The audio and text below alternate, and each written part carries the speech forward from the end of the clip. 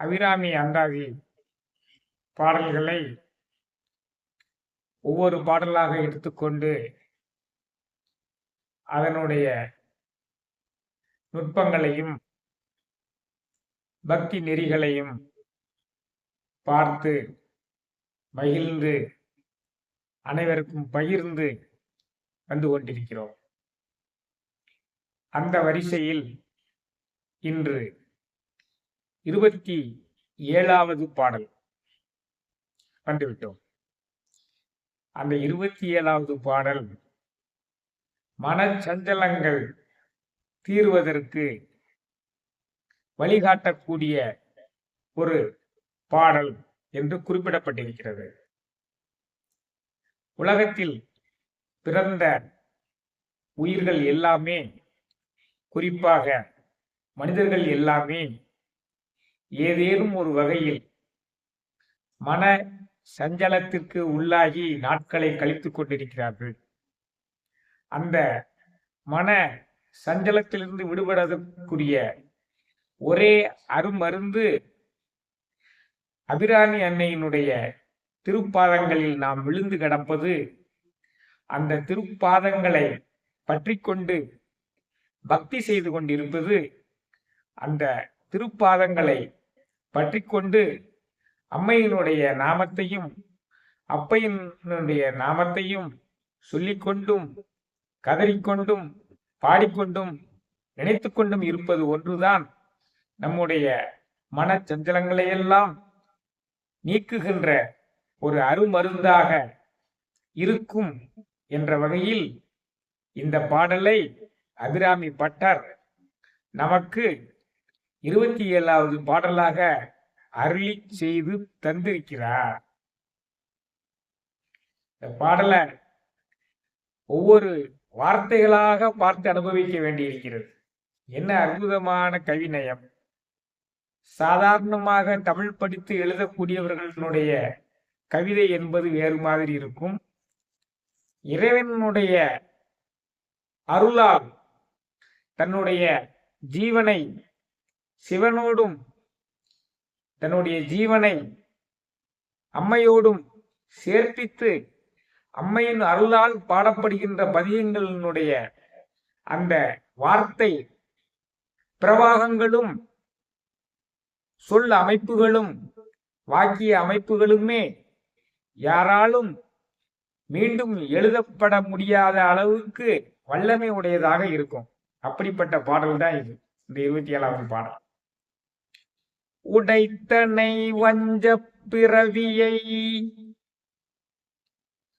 உள்ளம் உருகும் அன்பு படைத்தனை பத்மபதயுகம் சூடும் பணி எனக்கே அடைத்தனை நெஞ்சத்து அழுக்கையெல்லாம் நின் அற்புணலால் துடைத்தனை சுந்தரி நின் அருள் ஏதென்று சொல்லுவதே. ஏன் இந்த பாடல் மனச்சஞ்சலங்களை எல்லாம் நீக்குகின்ற பாடல் என்று சொல்கிறோம் என்றால், நெஞ்சத்து அழுக்கை எல்லாம் நின் அருள் புனலால் துடைத்தனை. இந்த பாடலை யார் யாரெல்லாம் பாடுகிறார்களோ அவர்களுடைய நெஞ்சத்து அழுக்கை எல்லாம் தன்னுடைய அருளாகிய அந்த நீரூற்றின் காரணமாக, அருளாகிய பேர் அருவியின் காரணமாக அந்த நெஞ்சத்து அழுக்கையெல்லாம் நீக்கிவிட்டால், நெஞ்சத்து அழுக்கு எல்லாம் நீங்க பெற்றால் அங்கே சிவம் அமர்ந்து கொள்ளும். சிவம் அமர்ந்து கொண்டால் அன்பே சிவமாய் நாமும் அமர்ந்திருந்தால் இந்த வஞ்ச பிறவி உடைந்து போய்விடும். அதான் உடைத்தனை வஞ்ச பிறவியை அவன் அருளாலே அவன்தாள் வணங்கி சிந்தை மயில சிவபுராணம் நன்னை முந்தை வினை முழுதும் ஓய உரைப்பன் யான். அவன் அருளாலேதான் அவன்தாள் வணங்க வேண்டும். சிந்தை மயில சிவபுராணம் தன்னை முந்தை வினை முழுதும் ஓய உரைக்க வேண்டும். முந்தை வினை என்றால் என்ன? இதற்கு முன்னால் நாம் வாழ்ந்து ஈட்டி சேர்த்து வைத்திருக்கின்ற அந்த சஞ்சித கர்மம், நம்ம இப்ப சேர்த்து சேர்த்து வச்சுக்கிட்டு இருக்கக்கூடிய பொன்னும் பொருளும் நாம் இந்த பூவுலகை விட்டு செல்லும் பொழுது நம்முடனே வராது. எது மட்டும் கூட வரும்? நாம் சேர்ந்து வைத்திருக்கின்ற கர்ம வினைகள் மட்டும்தான் கூட வரும். அது சூக்கும உடம்பையும் காரண உடம்பிலும் ஏறி அமர்ந்து கொண்டு அந்த கர்ம வினைகள் பரத்தில் கரைந்து பதிர்ந்த நற்காயம் என்று இருக்கும். அந்த வினைப்பயனை கழிப்பதற்காக உருத்தரித்து இவ்வுடல் ஓய்ந்திட வேண்டி திரித்து பிறக்கும் திருவருளாலே அந்த வினைப்பயனை கழிக்கும் வரை அது பிறந்து கொண்டே இருக்கும். இதுக்கு முடிவே இல்லையா? இருக்கு. எப்பொழுது நம்முடைய நெஞ்சத்தில் அழுக்குகள் எல்லாம் நீங்க பெறுகின்றனவோ, நெஞ்சம் எப்பொழுது தூய்மையாக ஆகிவிடுகிறதோ, நெஞ்சம் தூய்மையாக ஆகிவிட்டால் உள்ளம் பெருங்கோயில் ஊனுடம்பு ஆலயம் வள்ளல் பிரானார்க்கு வாய் கோபுர வாசல் தெல்ல தெளிந்தார்க்கு சீவன் சிவலிங்கம் கள்ள புலனைந்தும் காலா மணிவிளக்கே என்று அந்த உள்ள கோயிலில் இறைவன் வந்து குடியேறிக் கொள்வான். உள்ள கோயிலில் இறைவன் குடியேறி கொண்டால் நாமும் அன்பே சிவமாய் அமர்ந்திருக்கலாம். நாமும் அன்பே சிவமாய் அமர்ந்திருக்கக்கூடிய அந்த நேரத்தில் நம்முடைய பிறவி நீங்கி போய்விடும்.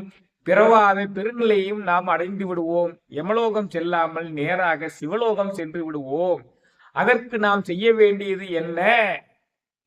ஒரே பிறவியிலேயே முடிந்து விடுமா? நாம் எத்தனை பிறவி எடுத்தாலும் அத்தனை பிறவிகளிலும் ஒவ்வொரு நொடி பொழுதிலும் இறை சிந்தனையுடைய வாழ வேண்டும். சிவய நம சிவய நம சிவய நம என்று சொல்லிக் கொண்டிருக்க வேண்டும். நமசிவய நமசிவய நமசிவய என்று சொல்லிக் கொண்டிருக்க வேண்டும். ஓம் ராம ராம ராம என்று சொல்லிக் கொண்டிருக்க வேண்டும். ராம ராம ராமேதி ரமே ராமே மனோரமே சகஸ்கர நாம தத்துல்யம் ஸ்ரீ நாம நாம வராணனே. இதுக்கு என்ன அர்த்தம்? ராம ராம என்று சொல்லிக் கொண்டிருக்க வேண்டும். இத 3 முறை சொன்னா 1000 முறை சகஸ்கரநாமம் சொன்னதனுடைய பலன் நமக்கு கிடைத்துவிடும். ஸ்ரீ ராம ராம ராமேதி ரமே ராமே மனோரமே சகஸ்கரநாம தத்துல்யம் ஸ்ரீ ராம நாம வராணனே. விஷ்ணு சகஸ்கர நாமத்தை சொல்றதற்குரிய பலன் இதை 3 தடவை சொன்னா நமக்கு கிடைத்துடும். அப்ப நேரம் கிடைக்கும் போதெல்லாம் விஷ்ணு சகஸ்கர நாமம் சொல்லுங்கள், லலிதா சகஸ்கர நாமம் சொல்லுங்கள். முடியாதவங்க இந்த மந்திரத்தை சொல்லுங்கள். அதுவும் முடியாதவங்க சிவய நம எனம சிவ மசிவயன வயநமசி நமசிவய என்று சொல்லுங்கள். ஓம் சக்தி ஓம் சக்தி ஓம் சக்தி என்று சொல்லுங்கள். ஓம் சரவணபவ ஓம் சரவணபவ என்று சொல்லுங்கள். ஒவ்வொரு மூச்சுக்காற்றிலும் இப்படி இறை மந்திரங்களையே சொல்லிக் கொண்டிருந்தால் நெஞ்சத்தில் உள்ள அழுக்கு வந்து அம்மையினுடைய அருட்புணலால் நீங்கிவிடும். நெஞ்சம் சுத்தமாகிவிடும். நெஞ்சம் சுத்தமாகிவிட்டால் அங்கே இறைவன் வந்து எழுந்தருளி விடுவான். அதான் வஞ்ச பிறவி உடைத்தனை உடைத்தனை வஞ்ச பிறவியை உள்ளம் உருகும் அன்பு படைத்தனை. அதற்கு அம்மையினுடைய அன்பை நாம் பெற்றால்தான் அந்த வஞ்ச பிறவியை உடைக்க முடியும். நம்மளுடைய நெஞ்சத்து அழுக்கு நீங்கிவிடும். அதான் என் மேல் அன்பு கொண்டு உள்ள முருக அன்பு படைத்து என்னுடைய நெஞ்சத்து அழுக்கை எல்லாம் தீர்த்தாயே. பத்மபதம் சூடும் பணி எனக்கே அடைத்தனை. பத்ம பதயுகம் சூடும் பணி எனக்கே அடைத்தனை. பத்மம் என்றால் தாமரை. உன்னுடைய தாமரை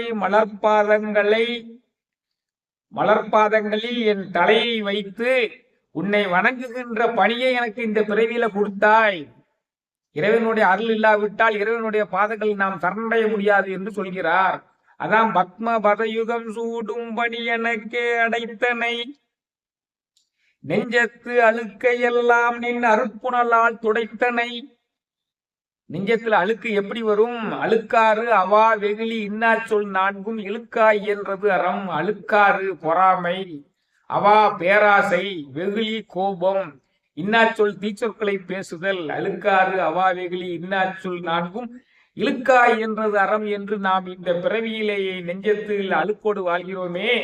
இறைவனுடைய நாமத்தையும் இடையராது சொல்லிக் கொண்டிருக்கும் பொழுது அந்த அருள் மலையானது பேரருவியாக பொழிந்து அடித்து இந்த அழுக்குகளை எல்லாம் அடித்து சென்று நெஞ்சத்தை தூய்மையாக்கி விடுகிறது. நெஞ்சம் தூய்மை அடைந்தால் அங்கே அந்த உள்ள கோயிலில் இறைவன் வந்து குடியேறிக் கொள்கிறான். உள்ள கோயிலில் இறைவன் குடியேறிக் கொள்ளக்கூடிய நேரத்திலேயே இந்த பிறவி நமக்கு நீங்கி விடுகிறது. வரும் பிறவியும் இல்லாமல் போய்விடுகிறது. பிறவா பேரின்பத்தை அடைகிறோம். யமலோகம் செல்லாமல் நேராக சிவலோகம் அடைகிறோம். ஆக நம்மளுடைய நெஞ்சத்து அழுக்கையெல்லாம் இது நீக்குகின்ற பாடலாக விளங்குகிறது. இந்த பாடலை பாடி வந்தால் நம்முடைய மனக்கவலைகள் தீரும், மன சஞ்சலங்கள் தீரும், ஏன் மனநோய் தீரும். அற்புதமான பாடல். உடைத்தனை வஞ்ச பிறவியை உள்ளம் உருகும் அன்பு படைத்தனை பத்மபதயுகம் சூடும் பணியனக்கே அடைத்தனை நெஞ்சத்து அழுக்கையெல்லாம் நின் அற்புணலால் துடைத்தனை சுந்தரி நின்னருள் ஏதென்று சொல்லுவதே என்கிறது இந்த பாடல். அடுத்து ஒரு அபிராமி அந்தாதி பாடலை எடுத்துக்கொண்டு விரைவில் சந்திக்கிறேன். அதுவரை இந்த பாடலை பாடிக்கொண்டு சிந்தித்துக் கொண்டிருங்கள். வான்மையில் வளாது பெய்க, மலிவளம் சுரக்க, மன்னன் கோன்முறை அரசு செய்க, குறைவிலாது உயிரல் வாழ்க, நான்மறை அறங்கள் ஓங்க, நற்றவம் வேள்வி மல்க, மேன்மைகொள் சைவ நீதி விளங்குக உலகமெல்லாம். மேன்மைகொள் சைவ நீதி விளங்குக உலகமெல்லாம். மேன்மைகொள் சைவ நீதி விளங்குக உலகமெல்லாம். நன்றி, வணக்கம்.